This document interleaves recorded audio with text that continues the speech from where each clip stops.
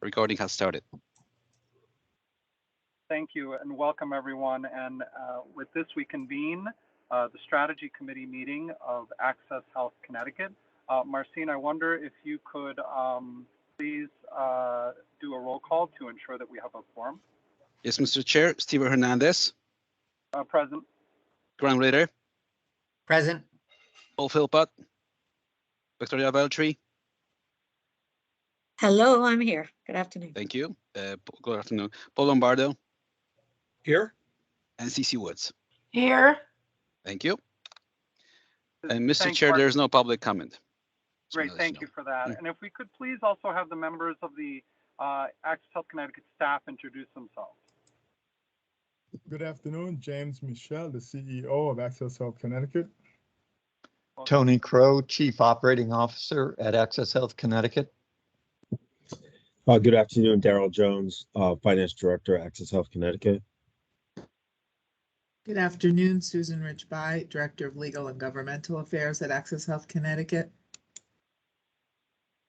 Good afternoon, Caroline Lee Ruette, Director of Marketing at Access Health Connecticut. Good afternoon, John Carbone, Director of Small Group and Product Development. Tammy Hendricks, Director of Health Equity and Outreach, Access Health Connecticut. Good afternoon, Marcin Lechowski, Governor's Specialist. And as I indicated, Mr. Chair, there is no public comment. Thank you, I appreciate that. Next, if we could please entertain a motion to approve the minutes having been circulated in advance of this meeting, the minutes of the May 12th, 2022 Strategy Committee regular meeting minutes. May I have a motion? I'll move it, Vicky.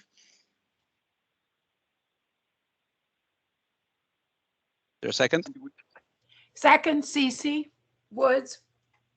Thank you. Thank you. Is there any discussion on the minutes? Any discussion? Hearing none, I would ask that Marcin, if you could do a roll call, please. Yes, Mr. Chair, Steven Hernandez. I vote yes. Thank you. Grant Ritter. Yes. Paul Philpott. Victoria Veltri. Yes. Paul Lombardo. Yes. And CC Woods. Yes. Thank you. Thank you so much. And now it is my pleasure to pass over the baton back to our CEO to have a discussion and a presentation on the mission, vision, and guiding principles, the suggested revisions that are based on our previous conversations leading up to this presentation. Thank you, Mr. Chairman. Very quickly, we do have updated mission, vision, and guiding principles, as the chair indicated. Last month when we met, we appreciate the board's engagement and giving us some of the specific guidelines. So we've incorporated everything that we spoke about last month, and we hope that you will take the revised mission, vision, and guide principles where we've incorporated your suggestions and recommendations.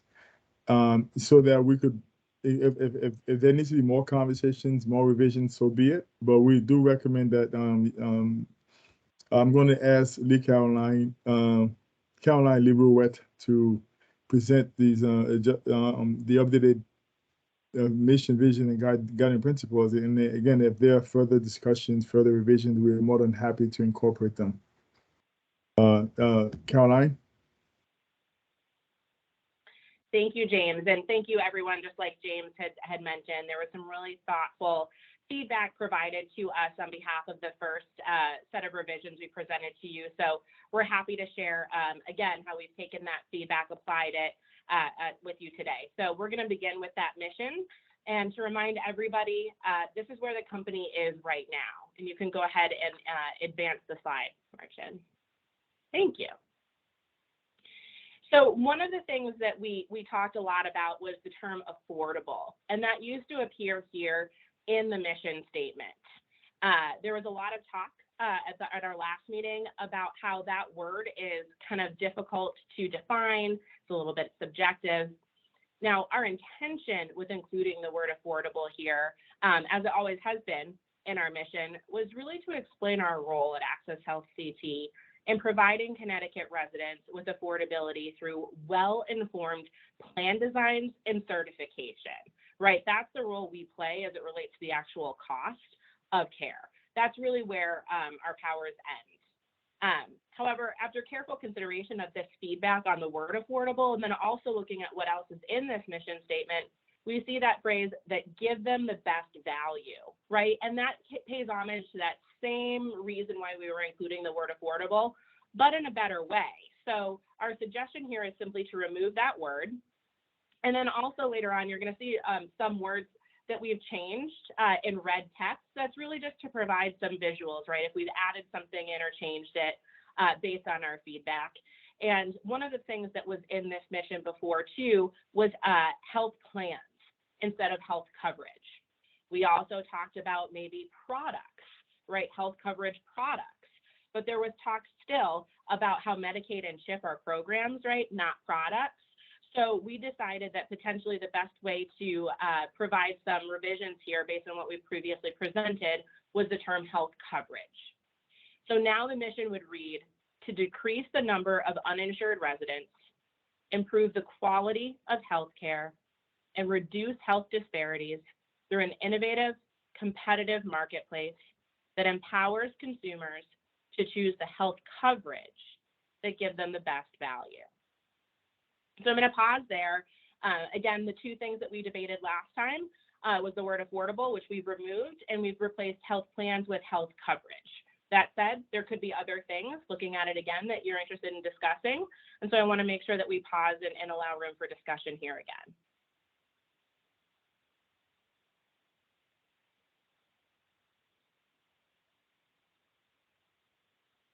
Do we feel like, you know, giving them the best value is a better route than in using that word affordable, and that health coverage is a better replacement than health plans? Do we agree on that? Yes, I will say it out loud. Thank you. I know I can sound like the Charlie Brown teacher after a while, so I will move on unless there's any other comments that we Yeah, want to share. yeah, right. It's hard to record silence, so yes. Excellent. Thank you. All right, so let's move on to the vision here. And again, grounding ourselves in that definition, it's what the company likes to be like or wants to be like in the future. So this is very visionary, right, in the future. So there was talk here about the word equitable. Thank you, Martin, for advancing the slide. And really, we want to ensure that all plans have certain benefits that help everyone, right? And inserting that word equitable was important to us based on our last conversation. And then also, this statement used to say to create healthier communities. And that was a really great piece of feedback that we heard, right? We are not at Access Health creating those communities, but we're really looking to foster them. That was a word that was suggested last time. And we went to the dictionary, we went to the thesaurus, we really looked at this and want to make sure that every word that we're choosing with meaning. And the definition here for foster is really more appropriate, we feel, because it's defined as encouraging the promotion or development of something. We considered other alternatives like invest, right? Investing in healthier communities, but that has such a connotation to be a monetary contribution that we really feel like foster is probably the better word here. So with that said, based on your feedback, our suggested revision here to the mission is to provide Connecticut residents with access to the most equitable, simple, and affordable health insurance products to foster healthier communities. So again, open to any other feedback we have on the changes that we've made based on our previous discussion, or any other points anyone thinks should be considered here today.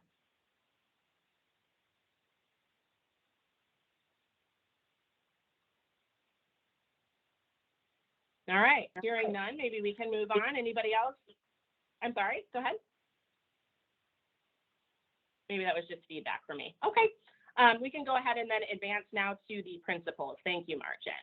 So to guide us in some definitions here as well, principles are foundational statements adopted by a company really to guide our decision making. So that's the key term here that we should be considering, that guiding decision making process.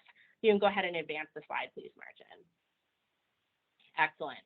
So just to remind everybody again, the words in yellow in these bullets previously existed as our guiding principles.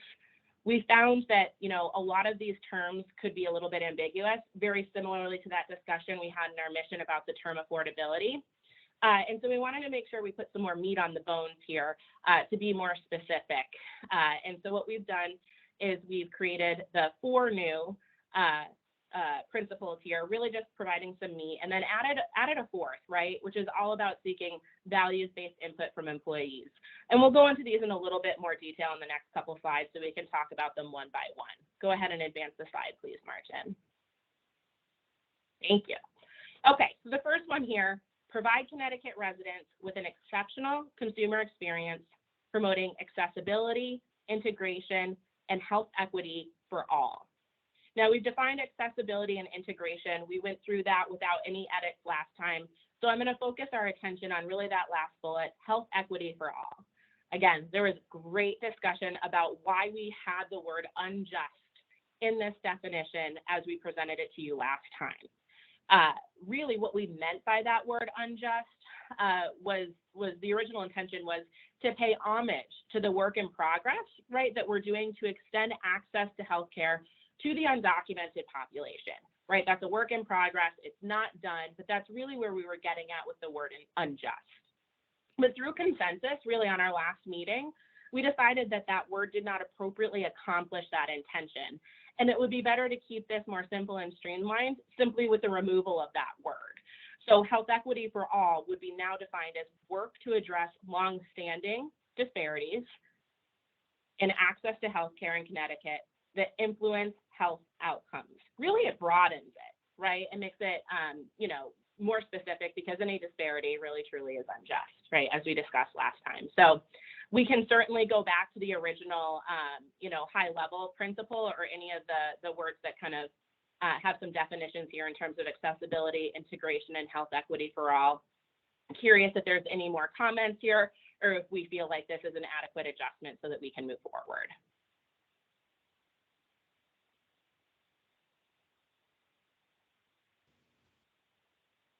All right, we're moving through really well here. We can go ahead and advance the slide. Excellent, thank you. Okay, now this is a slide that admittedly was missing last time, so there may be some more discussion here. It also includes that word affordability, right? That is the subjective word that we're attempting to define here. So really curious what your feedback is here, and we'll spend some more time on this slide. This third principle here, maintain a valuable place within the state's healthcare ecosystem for the benefit of Connecticut residents with a focus on sustainability, flexibility, and affordability. So those last 3 words are really critical and we need to wrap some context on there. And this is how we're attempting to do that. We'll take these one by one. Sustainability, excuse me, to promote sustainability and long-term viability. That's what we're talking about here, long-term viability of Access AHCT, building on previous success toward mission-driven goals and seeking new, diverse solutions that help reduce the rate of the uninsured and health disparities throughout the state. We're getting at that long-term viability, right? Strength over time. Curious if anybody has any comments about how we're choosing to define sustainability, perhaps ways that we can make it more clear.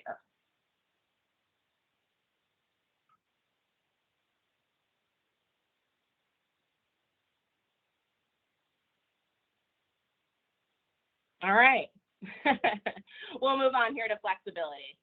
This one's, oh, sorry, Martin, if you could go back. Thank you. So the second bullet there, we're going to talk about flexibility. Here we're talking about our attempt to be nimble and flexible, really that nimbleness, and responding to the quickly changing insurance market, the healthcare delivery system, and general economic conditions in Connecticut, while being sensitive and responsive to consumer demands. Right, there's different realities, market drivers that are changing, and it's our responsibility to be flexible and nimble in what we're providing in terms of products and services and programs to the communities that we serve. Questions, comments here about our definition of flexibility?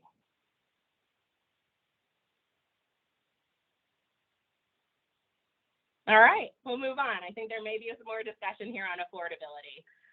We spent a significant amount of time as a leadership team on this one, and we may spend some more time here. But ultimately, affordability is a cornerstone of the ACA, right? And so we need to make some attempts here. And how we see that is playing a crucial role in the affordability of health insurance for Connecticut residents and the industry. And this is where we get back to that definition, right? How we're doing that is through the well-informed plan designs and certifications. We really need to define, where the sidewalk ends for us as an organization and where we have the ability to control cost and affordability and where we don't. So by being more clear about where our role is here, we hope that provides some more definition about where our bounds and boundaries are. Again, lots of dialogue about this particular attempt to define affordability. Very curious about the team's thoughts here. But this is Paul Lombardo. I think affordability as it relates to Access Health CT, in my mind, would be directly related to the subsidies that are available only on the exchange.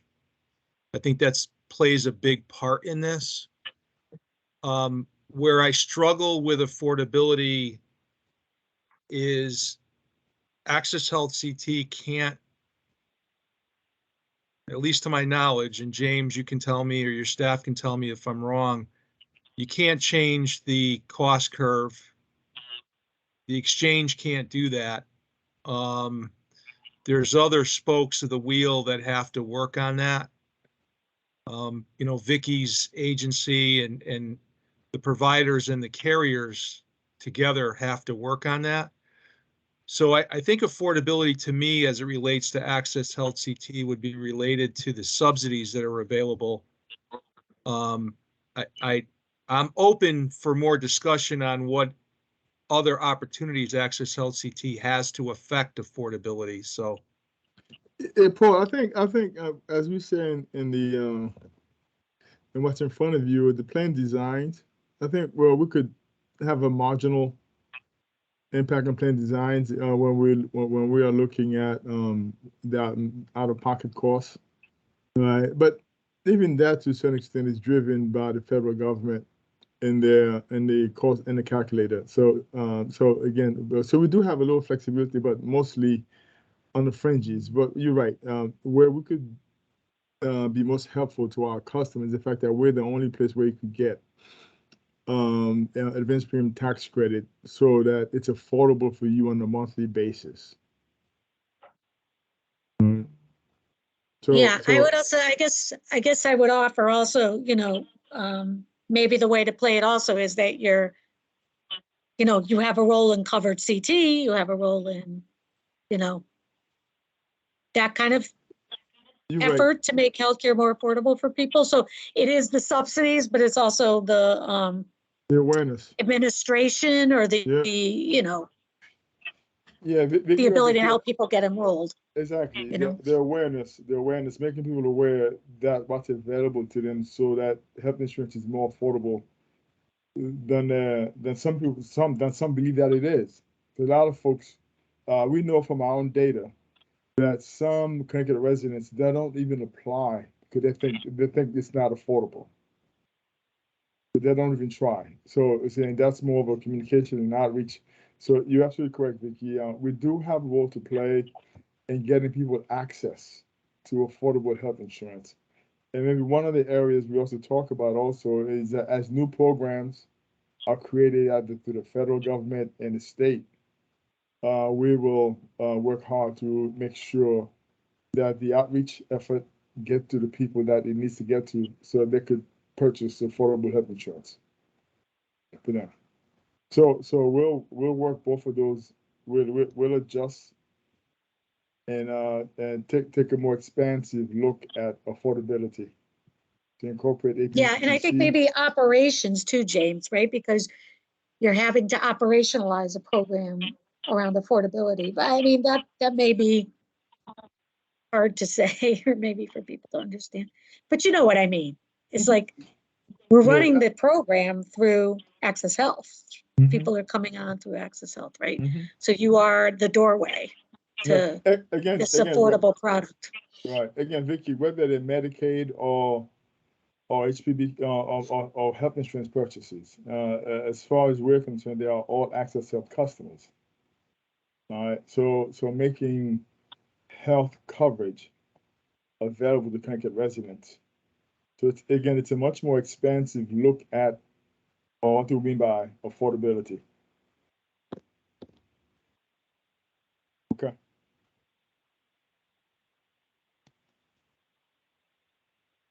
Looks like maybe Stephen, you have your hand up. Was that you, Paul, that had put up your hand, or somebody else? Okay. No, I think that was Stephen. I'm Okay. pretty sure. If it's me, I'll take it down, but I don't think it is. Okay. Could be Yeah, wrong.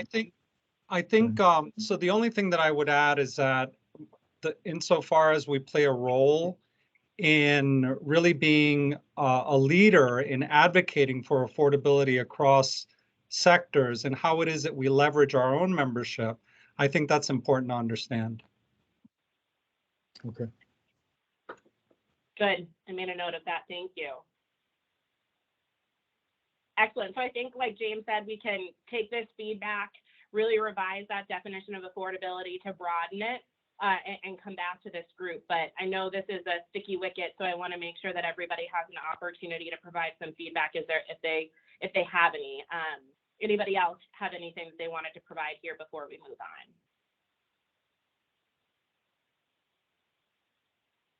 on? All right. I think we can advance. Thank you very much for that feedback. Really appreciate that. All right. And so this is another one that we discussed last time, right? Uphold transparency through accountable communications to Access Health CT stakeholders. We defined accountable communications fluidly. Nobody had any additional feedback there. There's a really great point made in terms of defining our stakeholder groups, right? The public, our board, insurance carriers, state and federal legislature, and state and federal-based agencies, brokers, community partners. And we ended with employees, but there was a really great point made that employers are a little different than employees, especially with our SHOP program. The need to integrate that into our definition of stakeholder groups is important and noted here in the red text. So we've made that addition. Is there anything else that we'd like to discuss here in terms of the actual principle or our stakeholders?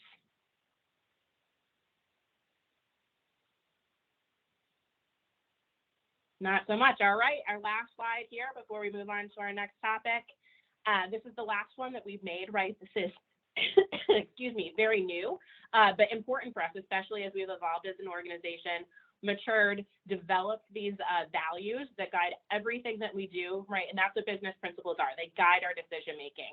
So when we were thinking about what it is that we needed to include as we revised these principles, integrating our values was really important to us. And so we've made a new principle to seek Access Health CT values-based input from employees. We've listed out what our values are here and defined them. This is as we define them.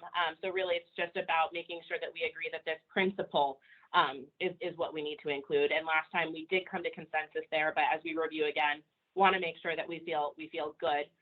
And at this point in time, really the only big edit to make is really looking at that affordability definition. Are we in agreement there, or is there anything else here that is up for discussion again?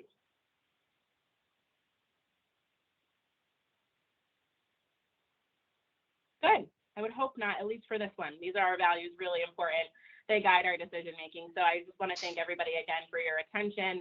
I know this is detailed, but it's such a mission-driven organization. This is really core to who we are, what we do, and how we're going to move forward. So thank you for your input. We will again go back, address that note about affordability, come back to you again before we bring this to the board. So I turn it over and thank you again for your input. Caroline, can you hear me? Yes, Caroline? I can. Yeah, this is Cece.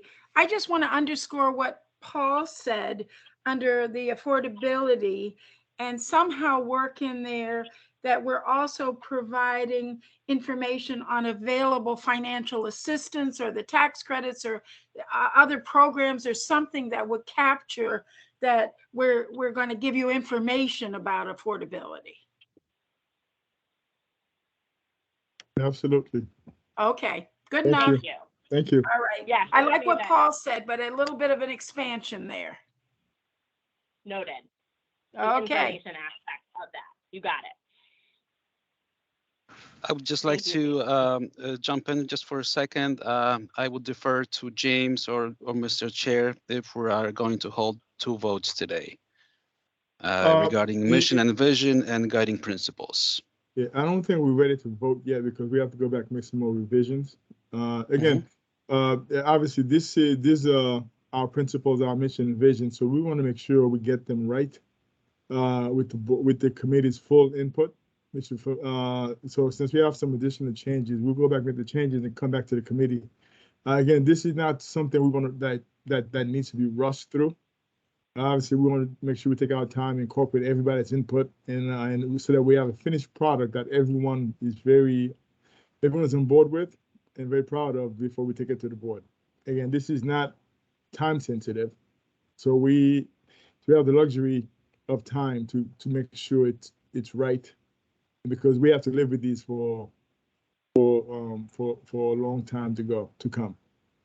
So now we're going to postpone the vote until until there are no more adjustments. Maybe next month or the month after, whenever that is. But we want to get it right. Two less roll call votes for me. Thank you. Thank you. Thank you.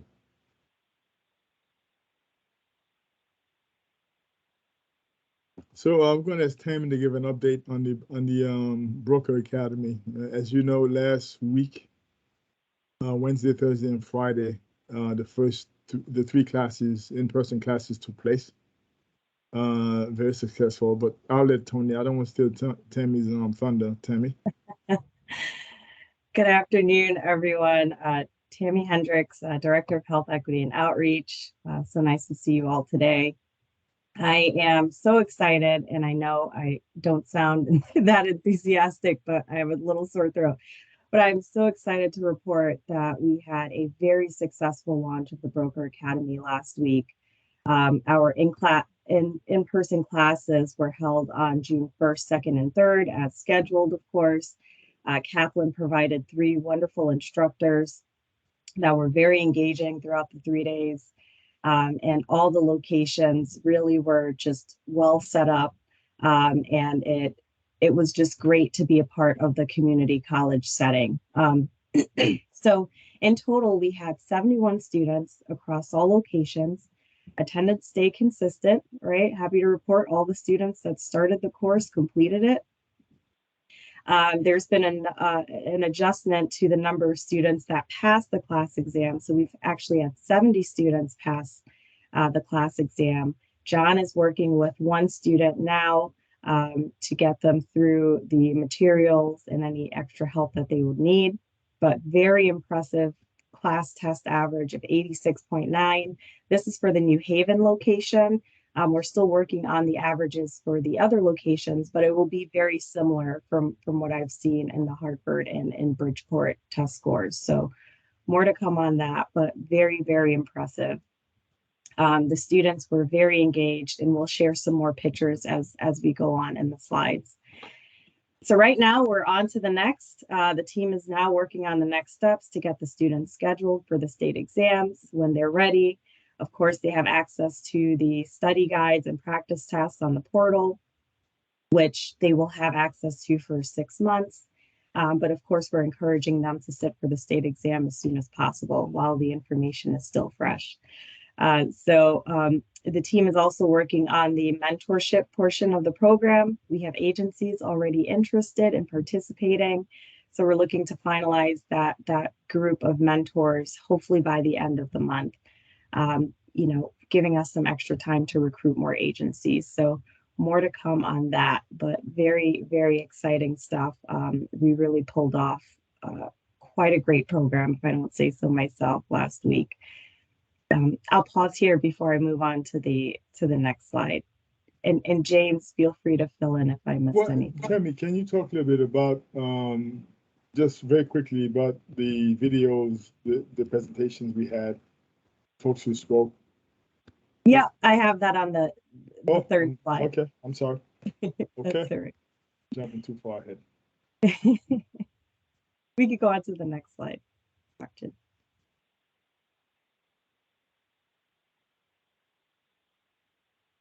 Okay, perfect. So I just wanted to share. Hey, Tammy, one quick note. I spoke at all 3 locations in the first day. Yeah. What was pleasantly surprising to me, was the amount of women. And I mean, in New Haven, there were 2 guys, and the rest were all women, and from all backgrounds, Eastern Europe, Latina, and Black. That was.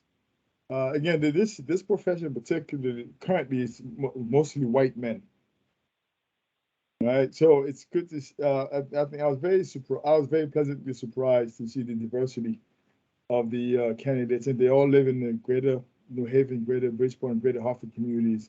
I was not expecting to see the amount of women. Now that was so very happily surprised by that development. Yeah, we did an exit interview, so we'll have the exact percentage, but James, you're spot on. I think it's about 70 to 80% of the class across all the locations that were women, minority women. So that was not expected, but very, very motivated women and guys in the program, and it showed by the pass rate. And also, when they had a chance to ask me questions, they did express their deep appreciation for the opportunity. Absolutely. To start a career. And most of them, these were mature women. These were not teenagers or in the 20s. They were in the 30s, 40s, and 50s. The experience, the desire is there. So we're looking forward for them to be extraordinarily successful as we move forward. Absolutely. Okay, Martin, we could go on to the next slide, please. Okay, so here are just a small portion of the photos we took of the students. They were so energized and motivated, as you can see in a few of their their after class selfies. But there was just so much information during the 3 days, and many of those students haven't been in school for years, even decades for some of them. And I really want to shout out our pre-training implementation team. We held weekly calls as of April, right, before training, and that really helped the students prepare mentally for what was coming down the pipe. And the team really did a good job at answering their questions along the way, keeping them engaged. We had a long recruitment process, but it was great because we kept them engaged all that time, and we got them comfortable with what to expect. And so I think that shows by having such a consistent attendance over the 3 days, and the students really appreciated the heads up. They knew what to expect. They showed up, they got the work done, and it was just a fantastic experience for the staff and for the students. But as you could see, some of those photos, we kept them going with a lot of food, a lot of coffee. The instructors were very engaging, and they even left their cell phone numbers for the students to become resources for them even after the program. So really great stuff. I want to point out one of the photos here. We had some guest appearances other than James. We actually had the CEO of Capital, Dr. Duncan Harris, come in and speak to the students. And I believe the CEO at Gateway as well went in, both of them encouraging the students, but also sharing, what community colleges have to offer, which many of students didn't know that, they could possibly attend community colleges for free. So I thought it was interesting during Dr. Harris's little mini speech. He pointed out how similar our goals are, right, to the community college. And if you look at the Capital Community College banner on one of the class pictures, you know, it says creating access and changing lives. And so, you know, that's what we're doing with the Broker Academy. And I just thought it was so fitting that we were at the community colleges and looking to fulfill the same goals. So, you know, the students put in the hard work, pass rate of 98%. We're extremely proud of them. I'm extremely proud of our staff, just everyone involved. It was more and better than I could have ever expected. If no questions, we can move on to the next slide. Okay, more pictures. So of course, none of this could be possible without the work that the staff put in. Here's some pictures of James and John and some of our broker support team that were on locations, really setting up goodie bags, distributing laptops on the first day, making sure that breakfast and lunch and snacks were available for the students throughout the day. But most importantly, we were on locations all 3 days, really cheering on and encouraging the students. We worked between class breaks and we were taking meetings and getting our work done in between.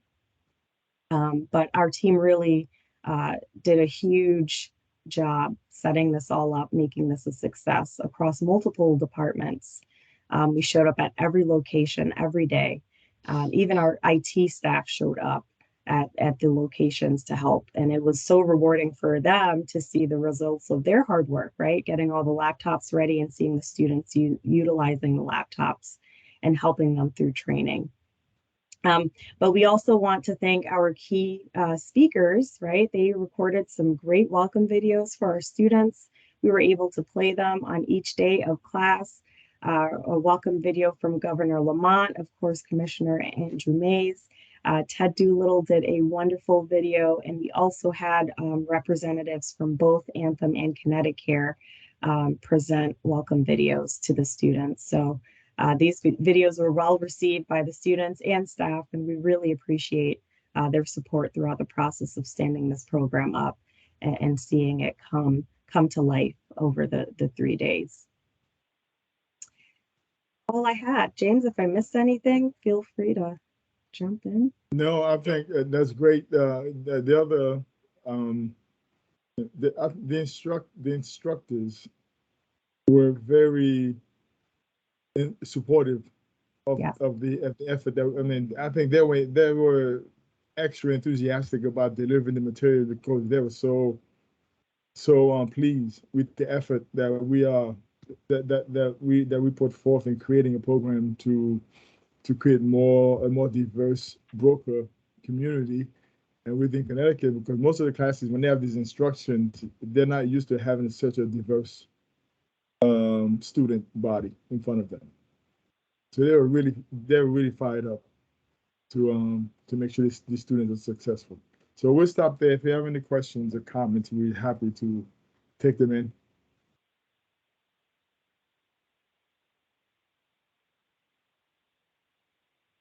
This is Cece. Can you hear me? Yes, ma'am.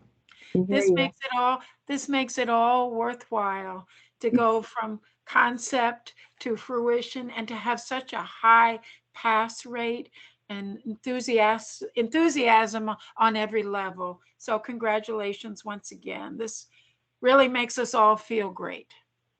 Thank you. Thank you, Cece. I think it's one of the better programs that Access Health has ever done. So awesome. Thank you, Vicki. Thank you. I do. I think it's great.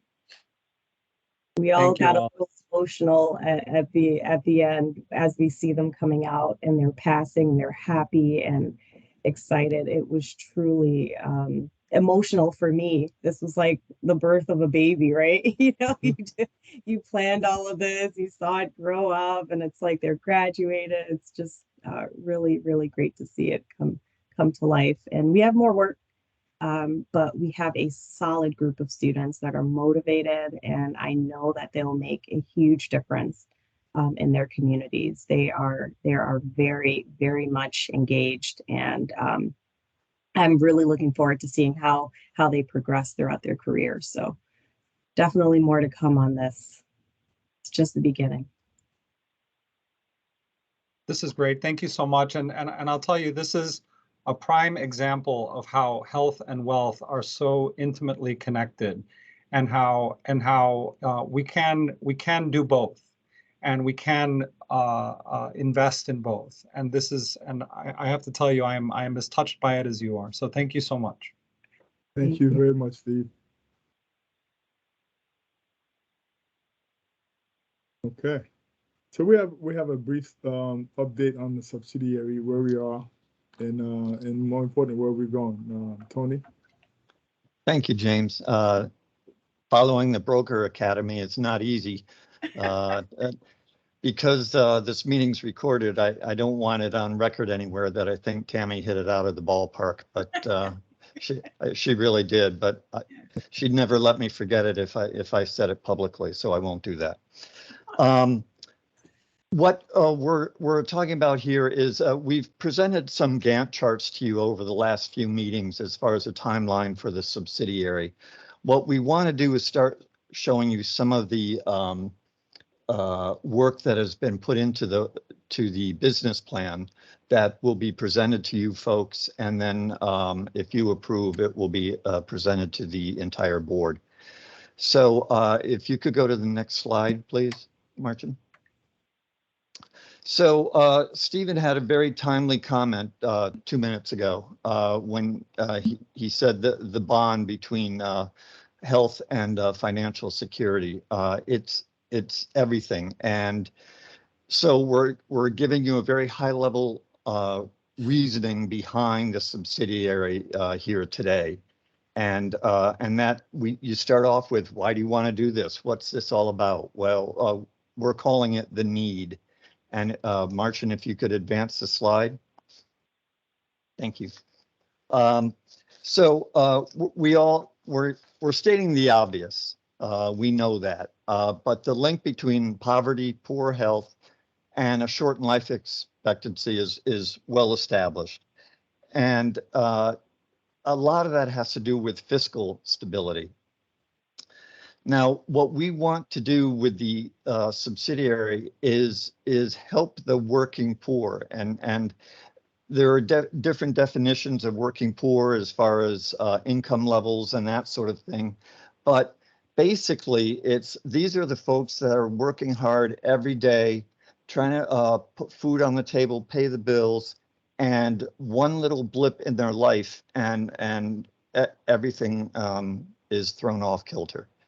And there's no safety net, there's no stability. And that's a lot of pressure, which impacts your health. So we want to help the working poor mitigate some of these devastating effects. And there's no question there's the link between the poor health and poverty. Our idea is to build a strategy to support both. So Martin, if you can go on to the next slide. We want to be, or we want the subsidiary to be, a catalyst for change. And what we mean by that is, well,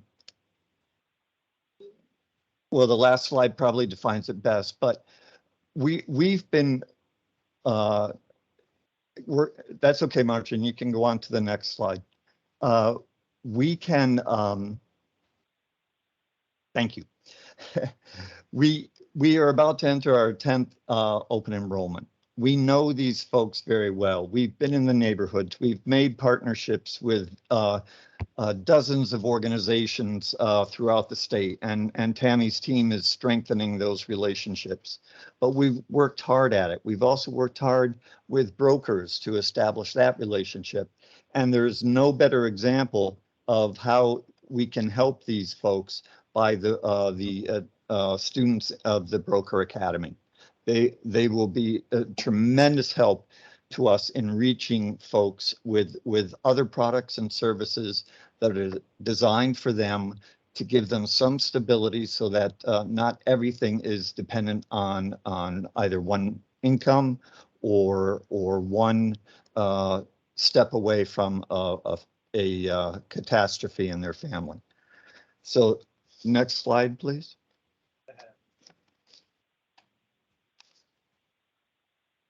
So basically, how we're structuring this business plan is there's a framework, a purpose, vision, and mission, and a value proposition. I'm just going to read them to you, but I encourage you to hang on to this slide deck because you're going to be seeing more of it and a lot of information built around all of these slides. There's much more to this plan than what you're seeing here today, but we just wanted to give you an introductory taste of where we're headed with this.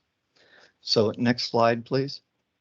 So the purpose of the mission is we exist to improve the health of Connecticut residents by stabilizing the lives of those who are adversely impacted by the effects of health disparities. Stabilizing is a key word here. It is, I'm repeating myself, but when you have poor health, when you don't have coverage, there is no stable path forward because anything can happen at any time and there is no backup plan. So that will be the purpose of the subsidiary. Next slide, please. Hey, Martin. Tony, Oh, yes. let me take one quick comment. So, Sure. obviously, one of our biggest concerns is this population that the state of Connecticut community organizations have a lot of resources, a lot of effort to help them when they hit a bump in their lives, whether that's food security, rental assistance, whatever the case may be. Again, those are acute problems that happen on the fly with folks, and then they have places to go to help them. But what's the issue? The challenge for them is a long term, because those programs are great to help them, but it doesn't help them to get out of poverty. It does not help them get out of poverty. Something as simple as buying a $50,000 term life product could prevent a family who grandma died, and then they could lose their homes, and moving out into a shelter or into or with family members. But if they have a term life insurance product, $50,000, that again, it's very affordable for most people. $10, $20, $30 a month. I think if you explain to grandma, $30 a month or $25 a month is going to provide $50,000 to your daughter and granddaughter should something happen to you, then most grandmas would buy it. But somebody's got to talk to them, explain it to them how it works. And this is where we connect our brokers that are going through the Broker Academy right now. This is how we connect them to this strategy, because that grandma is not going to buy that product because she sees it on TV or in the newspaper. Somebody's got to go talk to her in her living room or at her church. It's got to happen family by family, home by home, to really have an impact. But that 50 grand means the world to that family, to hold them together. Right now, most of us, we lose a close person to our lives. It may not impact us financially. Obviously, it'll impact us emotionally and so forth. But we could continue to move on with our lives financially. These families, grandma dies and her resources coming to that household dissipates the next month, meaning pension or Social Security. Their lives are completely disrupted.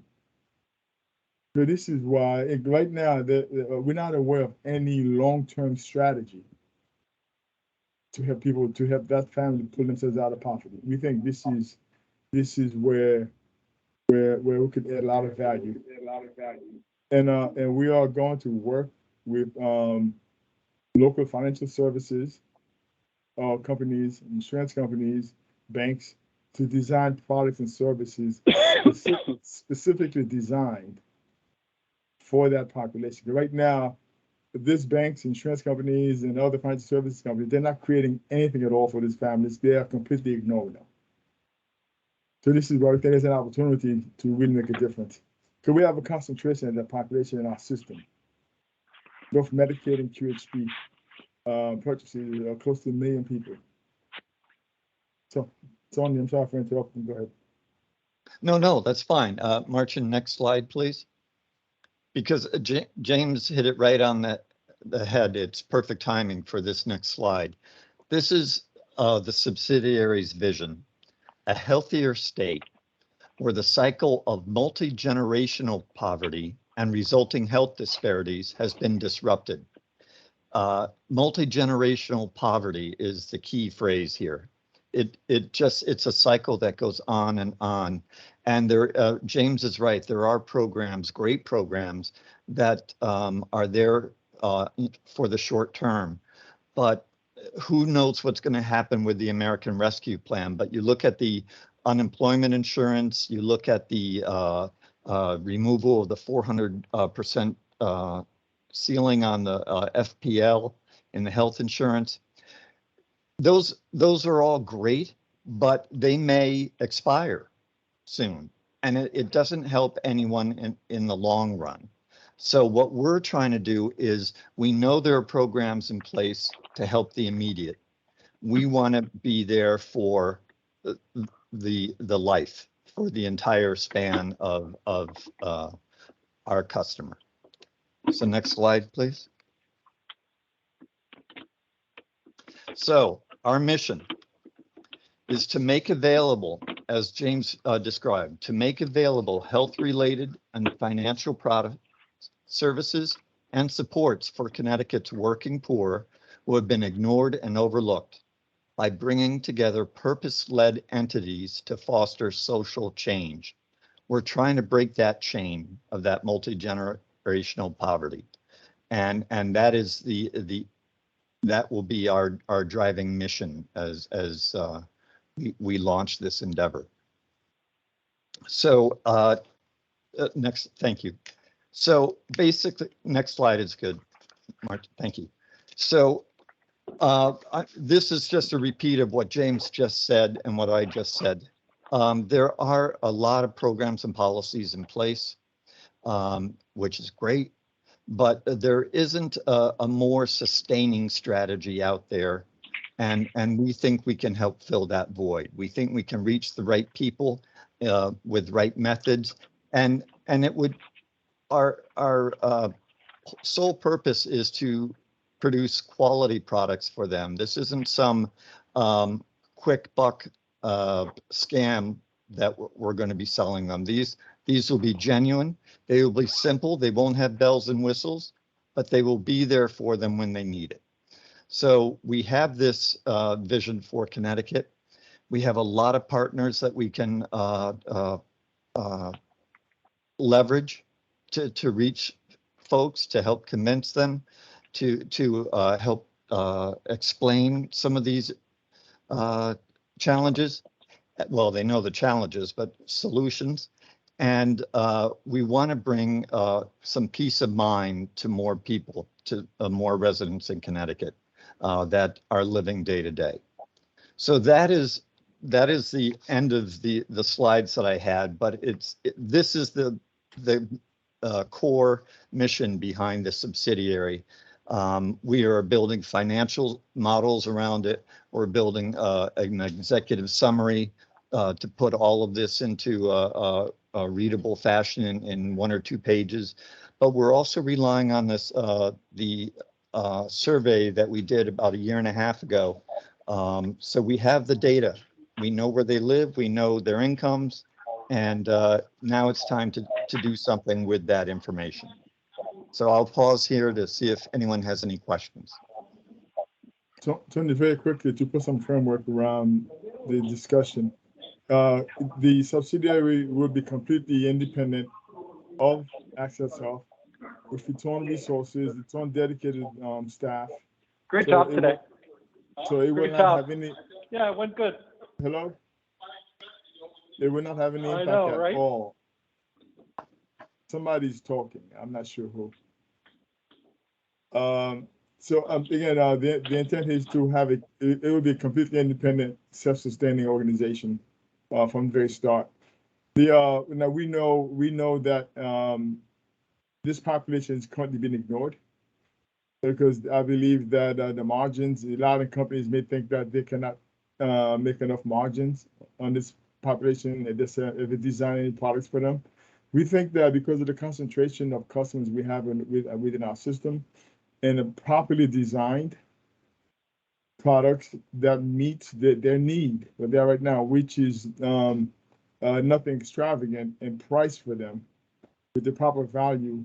We think that insurance companies and banks and other financial services companies will be interested in working with us to develop products and services priced specifically for this population. By the way, this will be open to the entire state, but our marketing and outreach efforts will be targeted towards our current core customers.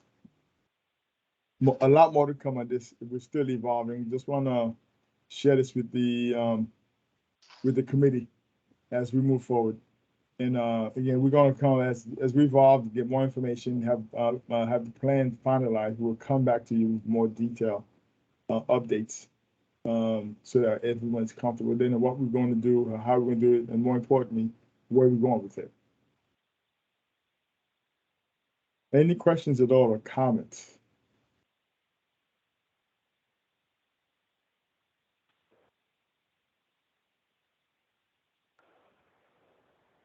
James, if I may, this is Steve, if I may just, oh, I'm so sorry. Go ahead. No, go Steve, go Steve. Oh, if I may just say, you know, this multi-generational strategy is the core of sustainability. And it's, you know, when you mentioned sustainability earlier, I think about, of course, the exchange, but I think most importantly about our families and our communities. And to have sustainability through a multi-generational strategy at the forefront, I think is spot on. So I really appreciate that framing. And I think it aligns with so much of the other framing, parallel framing that we're seeing in other parts of the state. And it's no mystery that the whole notion of multi-generational strength came out of the same era that saw families as assets, as did the exchange. So, so I kudos on that. Thank you. My only comment was going to be, it's a very bold vision, and just want to make sure we have the alignment of the people who are going to pay for our ability to do it, which is the carrier. So it sounds like, James, you had those discussions and stuff already.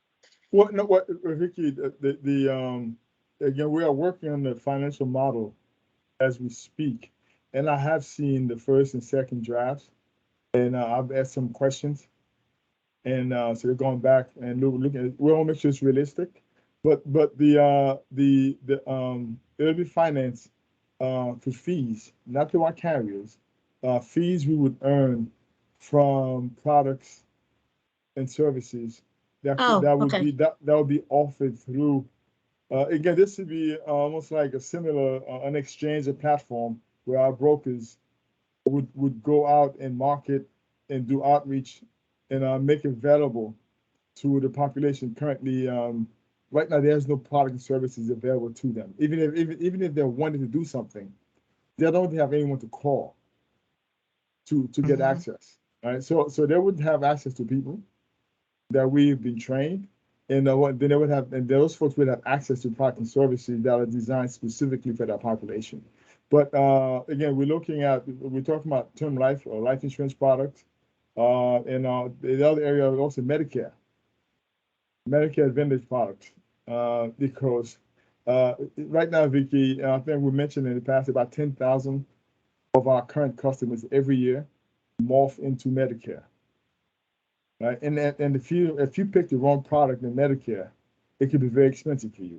If you pick traditional Medicare, and as opposed to Medicare Advantage, which could be much more affordable, cheaper, but all comprehensive, where traditional Medicare only has doctor and hospital visits, but only cover 80%. So you got to get Medigap to cover the other 20%. You got to have dental, you got to buy vision, you got to buy prescription.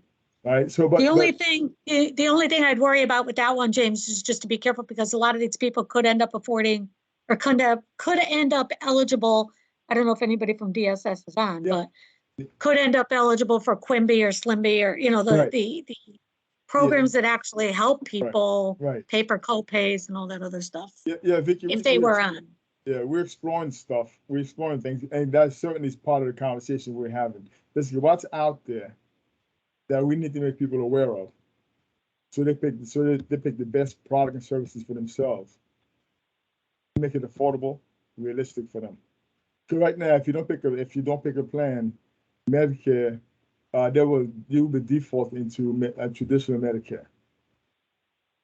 God forbid you Right. get sick. Oh, my only point on that was it may be a solid choice for people who might be eligible for the other help. Right. So I Right. wouldn't want to eliminate the choice for people. No, who might- we're not going to. But we're not going to do anything. Again, the No, train I know brokers. you Yeah. got a while before you get there anyway. Right. So there's time. But we're exploring ways but to answer your question, this is how this is going to pay for itself. Products and services that are sold through the subsidiaries platform, there'll be a fee associated with it, which is how most other internet-based organizations get paid, make money. So it just kind of gives us a preview of what we're going to present in terms of how this is going to be self-sustaining. More to come on that. Yeah, this is not going to be paid by the carriers. It's not. It may help the carriers and those who have other products and services that could offer through subsidiary, but we're not going to use any money from it. Now, again, out the gate, so we will make a loan to subsidiaries just to get it up and running. But that loan will be paid back over time, and it'll be a loan that is made like any other loans. It would include interest and so forth. So that so we're not going to lose any potential returns because we're making loans to the subsidiary. So it'll be an arm's length transaction where there'll be a payback with interest as if the money was still in stiff with the state.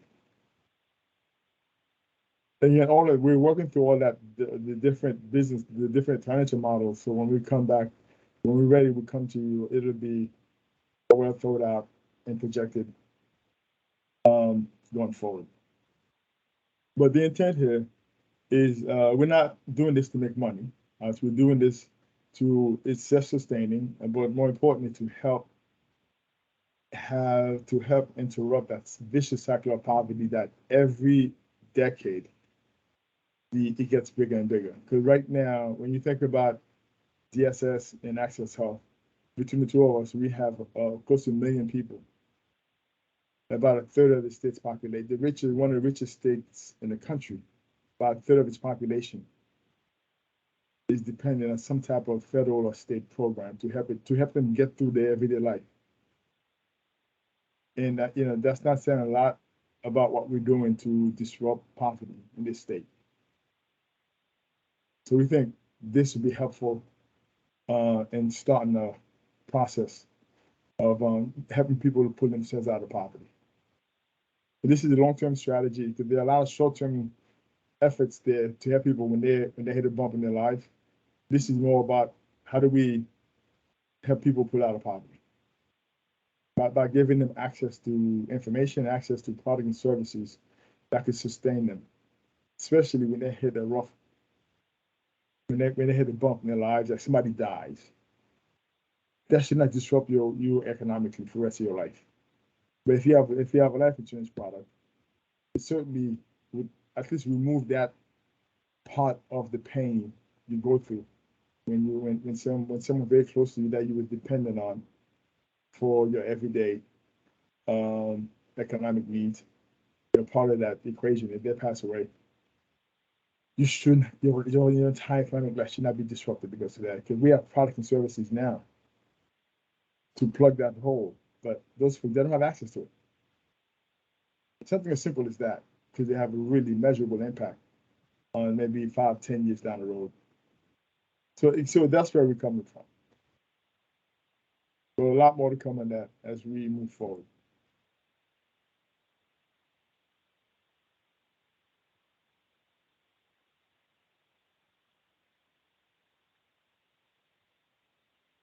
Okay. If there are no questions, let's go very quickly to Health Equity Outreach and Consumer Advisory Committee update. Tammy.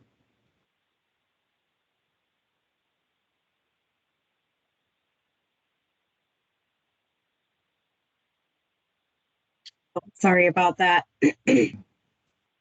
Yes, so we have been working on cleaning up the last committee and adding 3 new members. Now, the new members that I've suggested are highlighted in red.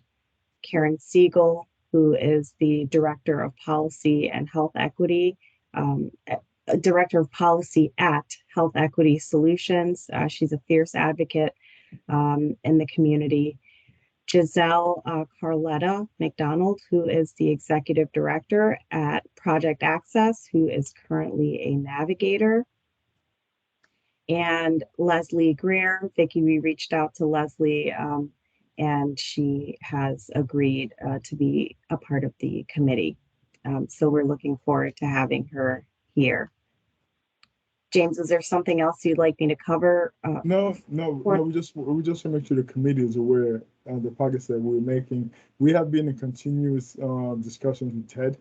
So everything we're doing right there with this committee, Ted is the current chair of this committee, and he's been part of the conversation, part of the recruiting. He's given us some suggestions we followed up on.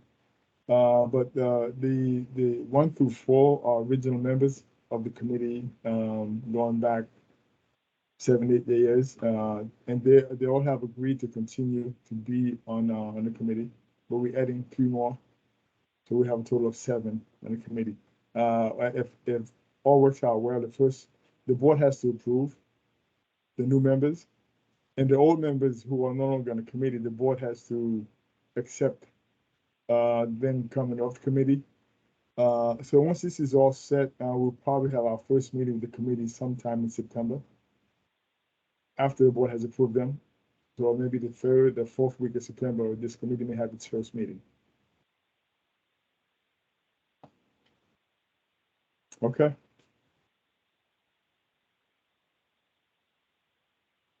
Martin, can we move on? That's great. Thank you. If there are no questions, okay. I'm sorry, Mr. Chairman, go ahead. No, all I would say is that those are, just from what I know a couple of those choices more than others, but they are great. They would be great additions with the approval of this board, of course, to the work. So thank you. Thank you.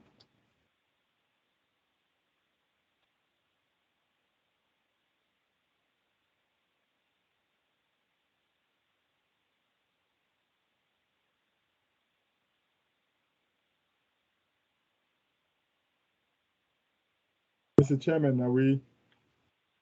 Marcin, without anything further, unless there's any further questions or comments, I would ask for, after this wonderful set of presentations, really heartening and exciting, I would ask for a motion to adjourn.